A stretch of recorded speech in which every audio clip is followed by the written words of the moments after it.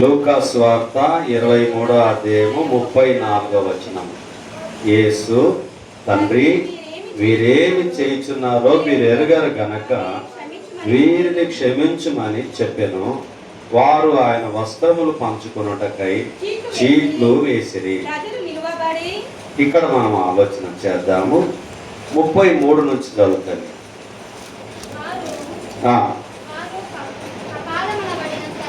వారు కపాలమనబడిన స్థలమునకు వచ్చినప్పుడు అక్కడ కుడి వైపున ఒకనిని, ఎడమ వైపున ఒకనిని, ఆ నేరస్తులను ఆయనతో కూడా సిలువ వేసిరి.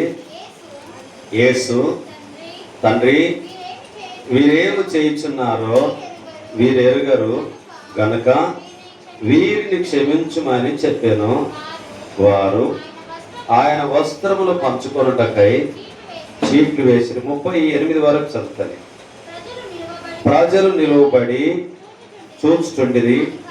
అధికారులను, వీడు ఇతరులను రక్షించెను, వీడు దేవుడు ఏర్పరచుకొనిన క్రీస్తు అయిన ఎడల తన్ను తాను రక్షించుకొనమని అపహాసించిరి. అంతటా సైనికులు ఆయన యొద్దకు వచ్చి ఆయనకు చిరకనిచ్చి, నీవు యూదుల రాజువైతే నిన్ను నీవే రక్షించుకొనుమని ఆయనను అపహాసించిరి. ఇతడు యూదుల రాజని పై విలాసము కూడా ఆయనకు పైగా రాయబడెను. ఇక్కడ మనం ఆలోచన చేసినప్పుడు ఈ మొదటి మాటలో ఉన్నటువంటి భావాన్ని మనం ఆలోచన చేసినప్పుడు, మీరు కూడా ఎప్పుడైనా చదివేటప్పుడు, ఎక్కడైనా మీరు చదివేటప్పుడు కొద్ది వచనాలు ముందుకు, కొద్ది వచనాలు కిందికి, పైకి కిందికి, ఈ వచనాలను మనం చదువుకుంటే 33 నుంచి 38 వరకు చూస్తే ఈ విషయం ఏంటి అని అంటే మనకు అర్థమవుతుంది. ఆ ఒక్క వచనము అని అంటే ఇప్పుడు 7 మాటలు పలికేటటువంటి సమయంలో ఒక్క వచనం మాత్రమే మనం పలుకుతాం. కొంతమంది వివరించగలిగినటువంటి వారు వివరిస్తారు.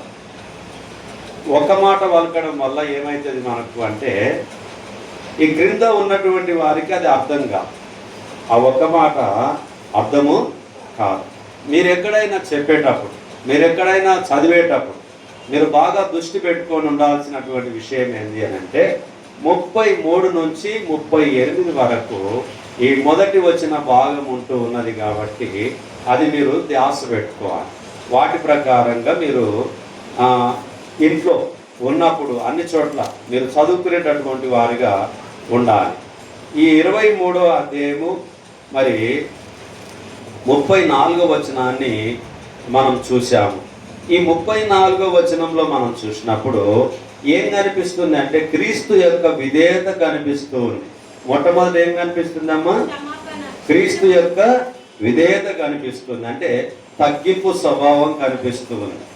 అలాగునే శత్రువుల కొరకైన ప్రార్థన చేయడము గమనిస్తూ ఉంటున్నాం.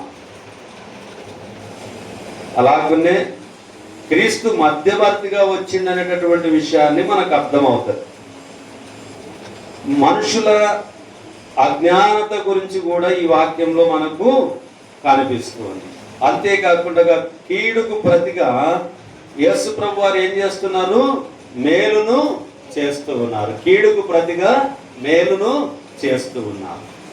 ఈ విషయాలను, ఈ వచన భాగాన్ని మనం చదువుతూ ఉన్నప్పుడల్లా మనం ఏం చేయాలంటే యేసు ప్రభు వారిలో ఉన్నటువంటి గొప్ప సుగుణాలను మన జీవితంలో ఆస్వాదించుకోవాలి, నేర్చుకోవాలి. అంటే మాట్లాడడానికి నేర్చుకోవడం కాదు నేను చెప్పడం, జీవించడమే క్రీస్తుకు మాదిరిగా మనం జీవించాలి. ఎక్కడైనా మనం విధేయత చూపించాల్సినటువంటి సమయం వచ్చినప్పుడు విధేయులుగా మనం ఉండాలి. ఏ హోదాలో ఉన్నప్పటికీ, ఏ స్థాయిలో ఉన్నప్పటికీ కూడా దేవుని దగ్గరికి వచ్చినప్పుడు మనం ఏం చేయాలి? విధేయతను చూపించేటటువంటి బిడ్డలుగా మనం ఉండాలి. ఈ మొదటి మాటలో సహోదరి చెప్పినట్టుగా క్షమించే గుణం, ప్రార్థన చేయడం అని అంటే ఆయన శత్రువుల కొరకు ప్రార్థన చేయడం అంటే ఏమిటంటే క్షమించే గుణం ఉన్నది. మనలో కూడా ఏముండాలి? ఆ మొదటి మాటలో ఉన్నటువంటి విధేయత ఉండాలి, క్షమించే గుణం ఉండాలి, శత్రువుల కొరకు ప్రార్థన చేసే గుణము ఉండాలి. ఈ గుణాలు మనము పొందుకొని ఉండాలి. ఎక్కడి నుంచి వస్తాయి? ఎక్కడి నుంచి వస్తాయమ్మా ఈ గుణాలు? ఎక్కడి నుంచో రావు. బయట గాలి నుంచి దుమ్ము వచ్చి ధూళి వచ్చినట్లా రాదు. దేవుని వాక్యంలోకి వెళ్ళి చదివి మన జీవితంలోకి వెళ్ళి దాన్ని ఆస్వాదించేటట్టుగా ఉండాలి. మన నుండి ఒక అమ్మ ప్రశ్న వేసింది ఇంతకుముందు. ఏమని వేసింది అని అంటే, ఈరోజు మనం తినవచ్చా అనేటటువంటి ప్రశ్న వేసింది. అయితే నోటి ద్వారా తినేటటువంటి ఆహారం ద్వారా పాపం లేదు, కానీ నోటి మాట నుండి వచ్చేటటువంటి దాని ద్వారా పాపం ఉంది. ఆహారము ప్రతి మానవుడు తినాలి. ఆహారం తినడం వల్ల ఎటువంటి పాపము శాపము లేదు. దేవుడు చెప్పినటువంటి ఆహారం తినడం వల్ల, దేవుడు కూడా ఏ ఆహారం తినాలో అది చెప్పాడు, వాక్యంలో రాయబడి ఉన్నాయి. వాటి ప్రకారంగా మనము తినడం వల్ల అందులో శాపమేమి పాపమేమి లేదు. మరి అది ఈ రోజైనా ఏ రోజైనా మన భక్తి అనేటటువంటిది పోయిన వారం మనం నేర్చుకున్నాం, ఆదివారం రోజు నేర్చుకున్నాం. ఏం నేర్చుకున్నామా?